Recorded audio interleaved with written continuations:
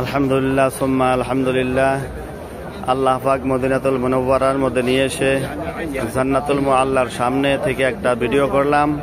এখানে আমাদের মামা রয়েছে, বিআই রয়েছে, আর এক ভাই রয়েছে। মাশাআল্লাহ, ইনি বাসুগার লোক, ইনিও বাসুগার, ইনি হলো কোকরাঝার সেসাপানির মামা। আলহামদুলিল্লাহ আলহামদুলিল্লাহ। এই বয়সে আল্লাহ পাক ইনাদেরকে উমরায় কবুল করেছে, সবচেয়ে বড় ইহসান ও করম। আল্লাহ পাক যাতে আরো আসার জন্য সুযোগ দেন, আপনারা সবাই আল্লাহর কাছে দোয়া করবেন।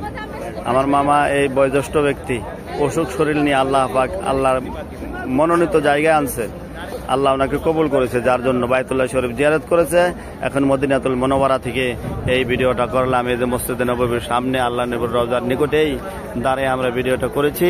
এই ছাতি দেখেন, অনেক বড় বড় ছাতি, এগুলা বিশাল বড় বড় ছাতি। এগুলা রোদের সময় খুলে যায় আর দিনের বেলা বন্ধ হয়ে যায়।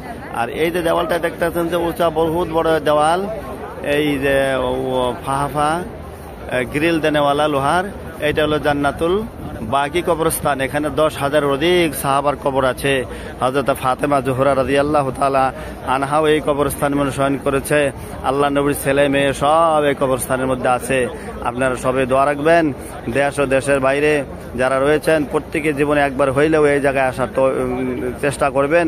চেষ্টা করলে ইনশাআল্লাহ সুম্মা ইনশাআল্লাহ আল্লাহ পাক নিয়ে আসবে। ওয়া আখিরু দাওয়ানা আনিল হামদুলিল্লাহি রাব্বিল আলামিন।